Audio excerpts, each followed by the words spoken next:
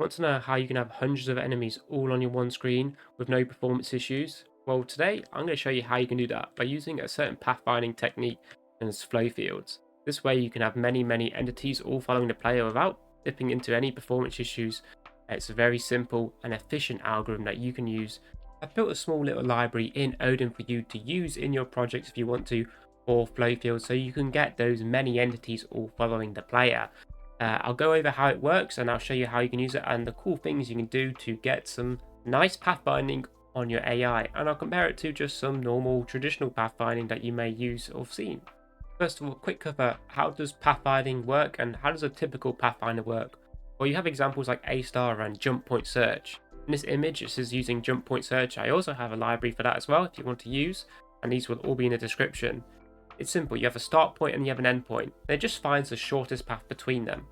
They're great for individual agents. If you only have a few entities and they need to navigate somewhere, then this is the approach you want to use. They can be pretty quick. Jump point search is very efficient, for example. It makes these jumps, which is why you see these long flat lines in this example image. But what happens if you have 50, 100, 200 entities all trying to navigate to one position? Well, then you'll have to calculate it for each and every individual entity, and that's going to be very performance heavy. Pathfinding can be very performance heavy already, so scaling up makes it difficult. You could try and take delay when the calculation happens, for example 1 second, 2 seconds. That decreases the accuracy of the pathfinding because it will use an outdated version, so it becomes not very efficient in both performance and also in simulation. This is where Flowfields come and solve our situation. We use a classic algorithm like Dijkstra to check every tile on the map to find what its optimal route is. Usually, when you find the goal, you return the path. In this case, we don't, we ignore it. When we hit the goal, we just keep going until every tile has been filled. In this case, as seen in the image, we can see that 0 is the goal that we want to go to. And as the colors get darker and the numbers get larger, it shows us the cost value to the next tile. So we can go from the corner, we see it goes 12, 11, 10. And as we get closer, it becomes lower value as we get nearer to the goal. When we have very few entities, this algorithm is not as efficient because we have to calculate the whole map. In that case, do use your traditional A star or jump point search algorithm to find the optimal path. But when you have a lot, like in an RTS game or a horde game like COD Zombies, it's much better to have a Flowfield where all the entities can just check on the map and where they should go next, rather than them trying to compute their own path every so often. So how do you actually calculate the cost on your map? Like I said, you just use Dijkstra and you just don't return when you hit the goal. So you set your initial value to be really high. In some language like Python, you can set it to infinite, which makes it convenient. But in this case, I just set it to hard value, something that's so unrealistic that will never be reached. And we only have two parameters that we need to pass in: the goal and our tile map. In this case, I'm using a single dimension tile map, of course. You can change it to use 2D if you want. Just to let you know, using a 1D array for your map tends to be more efficient if you do want to be a little bit more optimized. Because we have no start point, our actual start point is the goal and we expand outwards from it. So we set our goal with the GX and we use a priority queue, or you can use like a heap stack for example, and we just give it that and we set the value to 0. That is the closest point, nothing can go below it. That's where it starts from.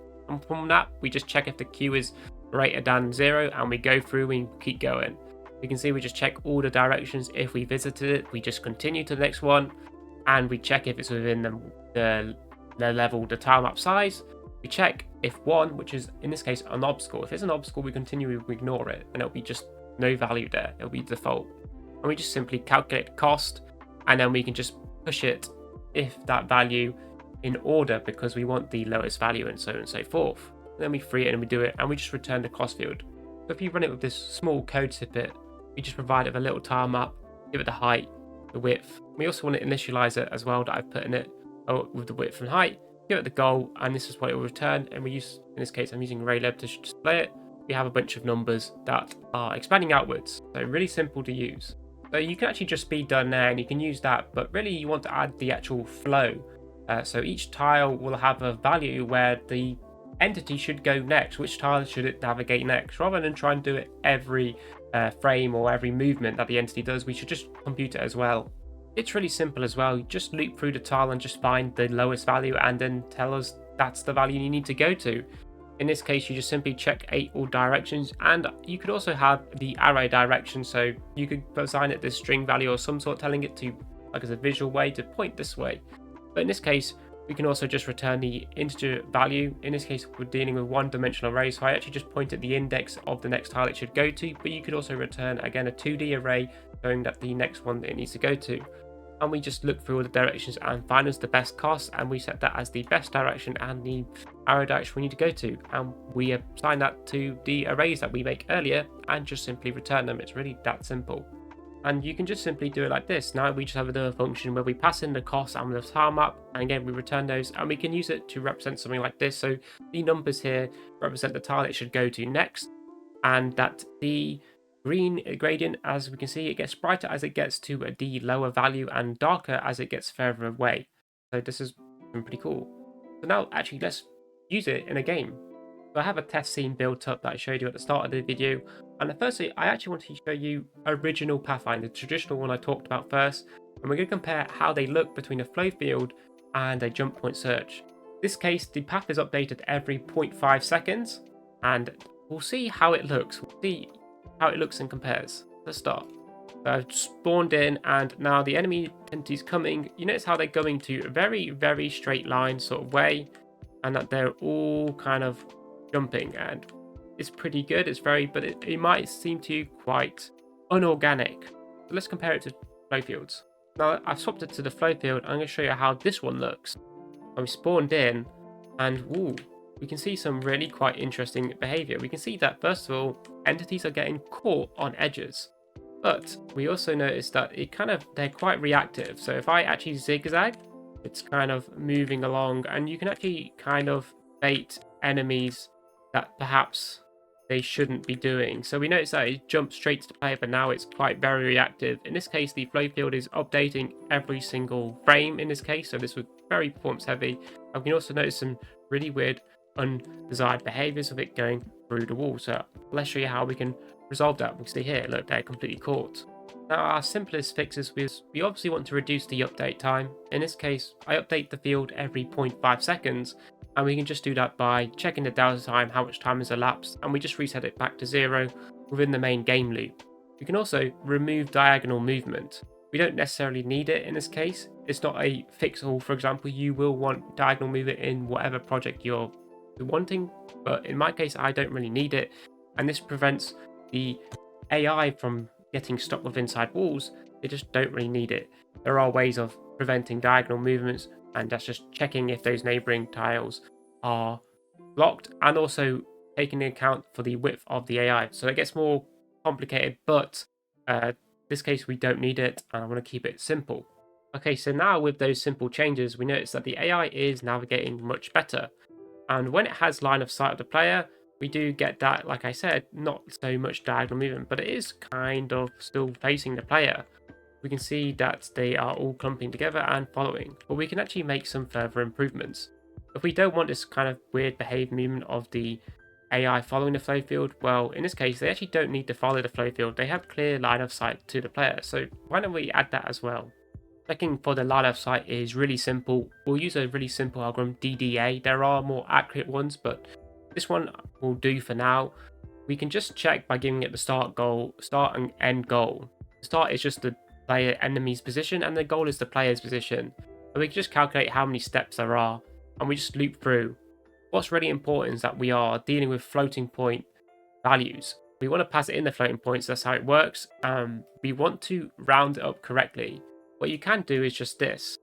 This is a mistake. It's just to use the int when in Odin, but this will just do whatever the value is currently. So for example, if the value is 18.4, the value will just be 18. If you're 18.6, it will not round it up to 19 as it should. It'll be 18, and you'll get some imprecisions. You'll get AI going through the walls. So make sure you use the math.round, and it's correctly rounding up and rounding down.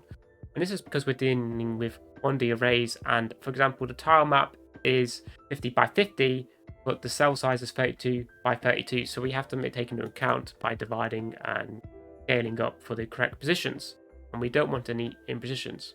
But with that, we can use this algorithm to then check is the equal to 1. If it is, then we return false. We can also check if it's out of bounds, also return false. But if it isn't and it gets past all the checks, we can just return true. My head's in the way, but there you go. There are also further optimizations. For example, you can limit the amount of steps there are. So the more steps there is, which will happen when the enemy is much further away down from the player, and in that case, you can just probably ignore it. You only really want it when the player is much closer. Now with that line of sight buff, we can now see that when the enemies are invisible too, they actually kind of have this really nice way that they're just going directly towards the player. I'm just making them move directly towards the player when they're in line of sight, but when I go out of line of sight, they swap to their flow fields. And this is a pretty cool system that we have here. There are further optimizations that how often do you actually check the amount of times it needs to use the word line of sight, or can it just update every so often? So there are considerations you may want to make yourself. Well, now we have some pretty nice, awesome AI. Now, there are other things. Do you want the AI all to clump up together? You could also check the positions of each tile. If that is an occupied tile, then the AI must choose the next best option, and that's how you can get this kind of clumping method. But we can actually take this to the next level. What's great about them is that the Flowfields are really easy to also multi-thread. If you think about it, rather than trying to multi-thread every entity with a Pathfinder, you've only got to deal with one calculation that happens, and that can be done in its own thread. And this is ideal when you have multiple goals. For example, if you have a 4-player game with hordes of zombies trying to chase you, you can have a thread for each Flowfield in that case. It's also good for large maps, so while you do other things, you can run it on a separate thread, and it's just quite simple and ideal in this case. So if we want to set this up for multi-threading, we just need to give it a structure, like the ID, the goal, its tile map, and then the fields like the cost field, the flow field, the visual field. And you are looking at memory management because we are in Odin. Make sure you pass in an allocator as well. If you don't, it'll just use a new allocator, and when you delete it, it will not delete from memory. That's a side thing. But in this case, we just need this, and then just this really simple function. We give it the thread task, and we use it to cast it. Get the context allocator that we also pass in, and then we just run it and add it to the task. And when we look at our main thread, we will have how many threads we have. We have 2. We create that as an array, and we provide it the data. And when we look at it here, in this case, I have it where if you press R, it will regenerate the flow fields with each thread. And we just loop through the thread, make sure we delete the previous data, use a random value, add that value to the thread data, then create the threads, start them, and once the threads have been done, they'll all join and job's done, and we can all show the values, and we can destroy the threads once we've done with them. Because this data is all in the task that we've set, we can just simply loop through each map and show it. So I'm going to show it. So here's the application. It's just blank, but if I press R, it will generate the flow fields like that. As you can see, each one has a separate position, and that they're generating their own flow field, and I can keep recreating, and in some cases it will actually return white. In this case, that's because it generated a goal that did not exist in the map, so it would just return blank. So it does also handle that. Important note, this is probably actually slower than just using single threaded. The maps are small, and in order for multi-threading to be really beneficial is that it is large maps with multiple goals. In this case, we have a very small map with just 2 goals, and the overhead in initializing the threads is probably going to make it slower than just having these generate in a single thread, just as to let you know. But it's still cool that you can easily multi-thread it.